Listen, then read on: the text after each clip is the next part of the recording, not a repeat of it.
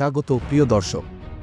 আজকের বিশেষ প্রতিবেদনে আমরা বিশ্লেষণ করব বাংলাদেশ ভারত সীমান্তে চলমান উত্তেজনার আসল কারণ এবং উভয় পক্ষের অবস্থান।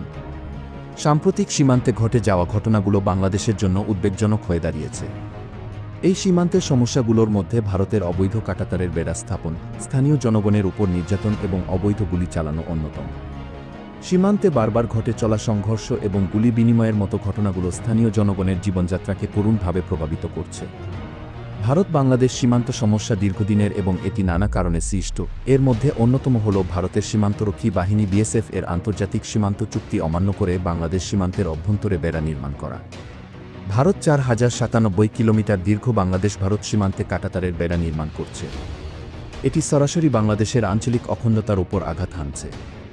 বিশেষত কাঁটাতারের বেড়া বাংলাদেশের ভূখণ্ডের ভেতরে নির্মাণ করায় স্থানীয় কৃষকরা ক্ষতিগ্রস্ত হচ্ছে এবং তাদের চাষাবাদে বাধা সৃষ্টি হচ্ছে। 1974 সালের মুজিব-ইন্দিরা সীমান্ত চুক্তির শর্ত অনুযায়ী সীমান্ত এলাকায় শান্তি বজায় রাখা উভয় দেশের দায়িত্ব।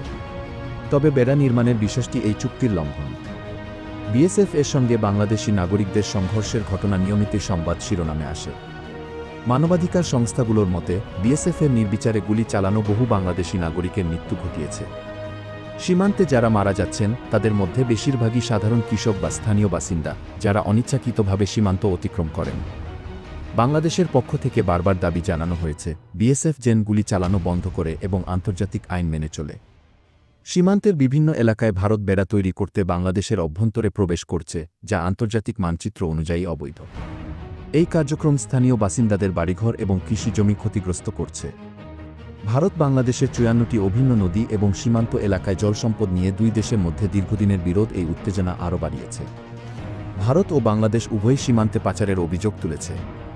তবে বাংলাদেশের পক্ষ থেকে বলা হয়েছে যে ভারতের পক্ষ থেকে কেবল পাচারের অভিযোগ এনে বাংলাদেশি নাগরিকদের টার্গেট করা হচ্ছে। ভারত বাংলাদেশের সীমান্তে উত্তেজনার ফলে সীমান্ত এলাকায় স্থানীয় জনগণের চলাফেরা সীমিত হয়ে পড়েছে। কৃষকদের জমিতে কাজ করতে গিয়ে গুলিবিদ্ধ হতে হচ্ছে।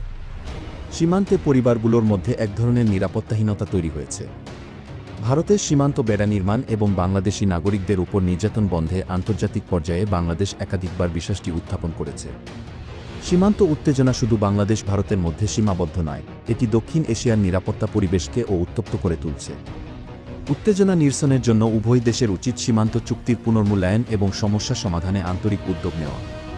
সীমান্তে স্থায়ী সমাধানের জন্য একটি স্বাধীন মনিটরিং কমিটি গঠন করা যেতে পারে। ভারতকে সীমান্তে গুলি চালানো পুরোপুরি বন্ধ করতে হবে। ভারতীয় সীমান্তরক্ষীদের মানবিক প্রশিক্ষণ দিয়ে সীমান্ত নিরাপত্তা রক্ষা করায় পাঠাতে হবে।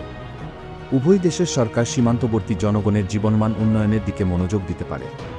কাঁটাতারের বেড়ার বিকল্প হিসেবে আধুনিক প্রযুক্তি এবং সমঝোতা ব্যবহার করা যেতে পারে। ভারত ও বাংলাদেশের উচ্চ পর্যায়ের বৈঠকের মাধ্যমে এই সমস্যাগুলো সমাধানের জন্য একটি সুস্পষ্ট কর্মপরিকল্পনা তৈরি করতে হবে। প্রিয় দর্শক, বাংলাদেশ ভারত সীমান্ত উত্তেজনা দুই দেশের জনগণের জন্য একটি গুরুতর বিষয়। ভালো সম্পর্ক বজায় রেখে কূটনৈতিক ও মানবিক সমাধানের দিকে মনোযোগ দেওয়া এখন সময়ের দাবি। সবার আগে মানুষের জীবনের নিরাপত্তা এবং সম্মান নিশ্চিত করা দরকার। সীমান্ত সমস্যা কেবল একটি আঞ্চলিক নয়, এটি মানবিক সমস্যা।